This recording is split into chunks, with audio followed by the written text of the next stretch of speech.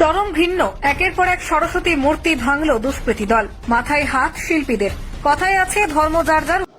হরে কৃষ্ণা। কিছুদিন আগে ভগবান শ্রীরামের প্রাণ প্রতিষ্ঠা হয়। পুরো বিশ্ব, পুরো পৃথিবীতে একটা রামময় বাতাবরণ সৃষ্টি হয়।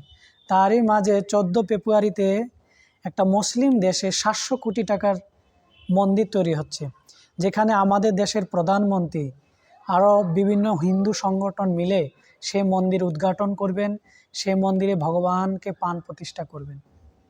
তো এইভাবে সব জায়গাতে ভগবানের নাম প্রচার হচ্ছেন, সবাই অকাতরে ভগবানের নাম গ্রহণ করছেন।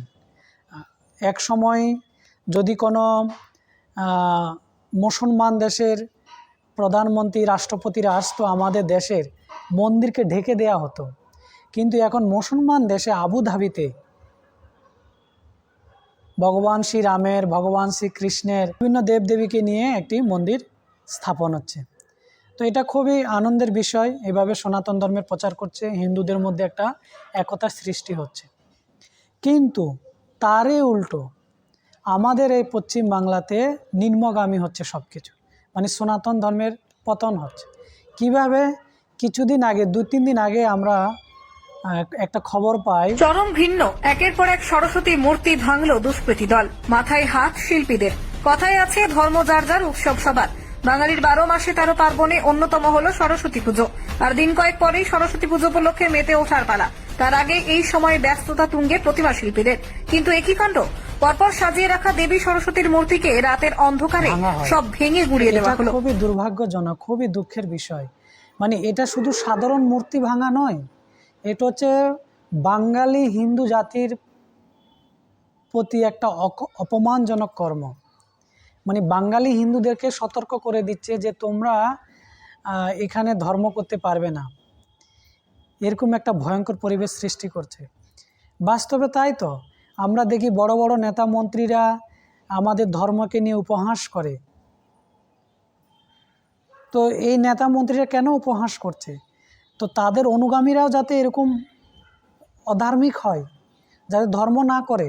আর ধর্ম না করলে কি হবে? ধর্ম না করলে হিন্দুদের মধ্যে একতা আসবে না, আর একতা না আসলে তাদেরকে শোষণ করা যাবে। যেরকম সন্দেশখালিতে কি হচ্ছে? কত হিন্দু মহিলাদের উপর অত্যাচার করেছে, হিন্দু ধন সম্পদ লুট করেছে। কিন্তু অন্যান্য জায়গায় হিন্দুরা কোনো একতা দেখাচ্ছে? তার জন্য কোনো জায়গায় কোনো প্রতিবাদ হচ্ছে? কোনো প্রতিবাদ হচ্ছে না। উপরন্তু মুসলিম সমাজে দেখুন, এখান থেকে যোগী আদিত্যনাথকে হুমকি দিচ্ছে। আমরা সেদিন একটা খবরের মাধ্যমে দেখতে পাই, একটা মুসলিম সংগঠন তারা এখান থেকে হুমকি দিচ্ছে যে যোগী আদিত্যনাথ যদি পশ্চিমবাংলাতে আসে তাকে ঘেরা করা হবে। তাহলে মুসলিমেরা যে দেশে থাকুক না কেন, যেখানে থাকুক না কেন, ওদের জন্য, ওরা আতঙ্কবাদীদের জন্য পর্যন্ত ওরা সাপোর্ট করে মুসলিমের মধ্যে। আমরা দেখেছি গুজরাটে কিছু আতঙ্কবাদীদের জন্য অনেক মুসলিম সংগঠনেরা তারা সুপ্রিম কোর্টে পর্যন্ত তাদের জন্য লড়াই করছে, কেস লড়ছে। তো কিন্তু হিন্দু, এক নিরহ হিন্দুর জন্য এগিয়ে আসে না। অনেক সময় অনেক মানুষ বলে আমরা বাঙালি, আমরা ওই পক্ষ সেই পক্ষ। কিন্তু দেখো এই যে কারা শোষণ করেছে, হ্যাঁ, শাহজাহান নামে একজন ব্যক্তির নেতৃত্বে সব কিছু হয়েছে, যে হিন্দু মহিলাদেরকে অফিসে ডেকে ডেকে নিয়ে আসতো। আমরা রিপাবলিক বাংলা খবরের মাধ্যমে সব কিছু দেখতে পাচ্ছি। তো কিছুদিন আগেও আমরা দেখেছি কিছু সাধুরা এসেছেন উত্তরপ্রদেশ থেকে, তাদের উপর কিভাবে অত্যাচার হয়, তাদের বস্ত্র খুলে নগ্ন করে তাদেরকে পেটানো হয়। এখন মূর্তি ভাঙা হচ্ছে, হাঁসখালিতে এভাবে হিন্দুদেরকে অত্যাচার করা হয়েছে। তো এর থেকে কি বোঝা যায়? এর থেকে বোঝা যায় যে হিন্দুদের সব দিক থেকে ঘিরানো হয়েছে। মানে হিন্দুদের চাকরি দেয়া হবে না, সব আরক্ষণগুলি তুষ্টিকরণের জন্য অন্য বিশেষ জাতিকে দেয়া হবে, তারপর তাদের মূর্তি ভাঙা হবে, সাধুদের উপর অত্যাচার হবে, হিন্দু স্ত্রীদের উপর অত্যাচার হবে। তো এগুলি খুবই বোঝার বিষয়, খুবই দুঃখজনক বিষয়। মা সরস্বতী পুজো এটা 1000 বছর ধরে চলে আসছে, একটা হিন্দুদের সংস্কৃতি, একটা উৎসব। এই কিছুদিন পরে 14 তারিখে পুজো হবে, হাজার হাজার ছেলে মেয়ে সেখানে যাবে, তাদের সেলফি আপলোড করবে, সোশ্যাল মিডিয়াতে অঞ্জলি দেবে, কিন্তু এই যে একটা ঘটনা ঘটে গেছে তার জন্য কোনো ছেলে মেয়ে কোনো প্রতিবাদ করছে না। তো হিন্দুরা শুধু ওই উৎসবের সময় এনজয় করবে, যে ধর্মকে রক্ষা করতে হবে সে বিষয়ে তাদের মধ্যে কোনো সচেতনতা নেই যে আমাদের ধর্মকে রক্ষা করতে হবে। এই হিন্দুদের এত দুর্গতি হচ্ছে কেন? চাকরির জন্য মাথার চুল কেটে ফেলে দিচ্ছে স্ত্রীরা। এগুলি একটাই কারণ হচ্ছে তারা ধর্ম ছেড়ে দিয়েছে।